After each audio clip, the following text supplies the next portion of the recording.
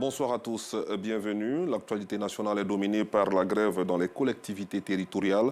Les agents des collectivités territoriales observent un arrêt de travail de 3 jours depuis hier sur toute l'étendue du territoire national.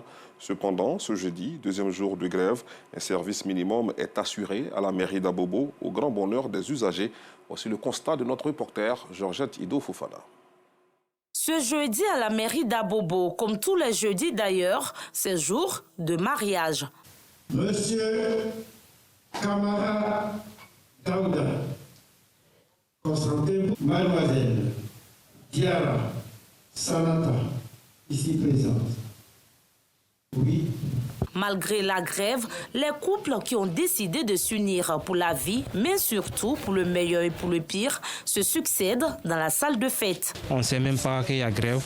On est venu, tout est bien passé. On est très heureux. Ouais, ça s'est bien passé. On remercie le bon Dieu. Selon le chef de ce service, un service minimum est assuré après des négociations entre l'organisation syndicale et les responsables de la municipalité. C'est à l'issue de la discussion menée par le secrétaire général auprès des délégués que nous avons obtenu au moins 2 heures de temps pour faire le minimum de services. C'est-à-dire les mariages qui étaient déjà programmés, ils sont là, faire leur mariage et puis repartir. Il n'y a personne, le service n'est pas ouvert. On ne reçoit pas des dossiers, on ne reçoit pas pour quoi que ce soit concernant le mariage.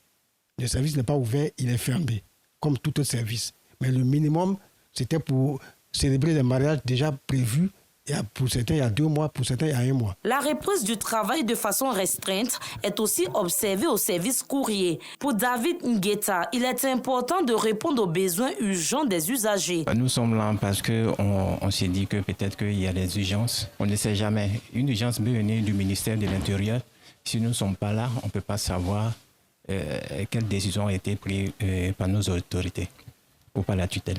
Ouais, nous demandons une solution adéquate. Voilà, que les autorités avec les syndicats trouvent un accord commun afin de pallier à cette grève parce que ça n'arrange personne. À l'ONESI, Office national de l'état civil et d'identification, le travail se poursuit. Ils ne sont pas concernés par cet arrêt de travail. C'est vrai qu'hier, il y a eu quelques perturbations, mais après, lorsque le SG est intervenu, pas que tout est rentré dans l'ordre, on a commencé à recevoir les pétitionnaires et jusqu'à aujourd'hui, je crois que ça vient. C'est timide, mais on travaille. Avec l'enjeu qu'il y a pour cette année 2025, je crois que ce sera vraiment un mal nécessaire. Donc on reçoit depuis hier. Depuis hier, à partir de 11h, je crois qu'on a commencé à recevoir les gens. Certes, un service minimum est assuré à la mairie d'Abobo, mais l'état civil reste toujours fermé, causant ainsi des désagréments aux usagers qui souhaitent au plus vite la fin de cette grève. Autre chose à présent, sur la route de l'ancienne casse d'Adjamé, le phénomène des mécaniciens ambulants attire l'attention. Ils exercent leur métier à ciel ouvert dans des conditions précaires, sous le regard des passants et des automobilistes. Entre débrouillardise, expertise et incertitude, ces artisans de l'ombre tentent de survivre malgré les obstacles. Nos reporters les ont rencontrés. Le compte-rendu de Bienvenue Kwao et Gilles Tonnier à 19h30.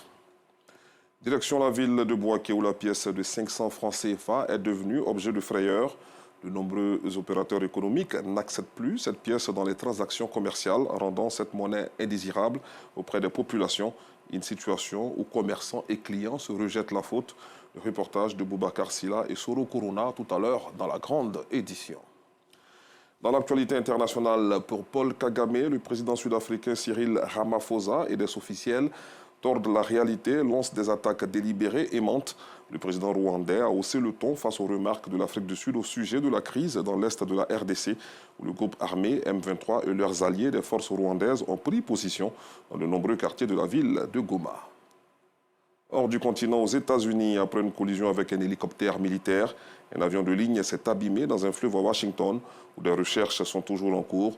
Selon une bande sonore des échanges dans la tour de contrôle, les contrôleurs aériens avaient prévenu le Black Hawk qu'il se trouvait sur la trajectoire du vol 5342 d'American Airlines, opéré par PSA. Pour le chef des pompiers, il y a peu de chances qu'il y ait des survivants.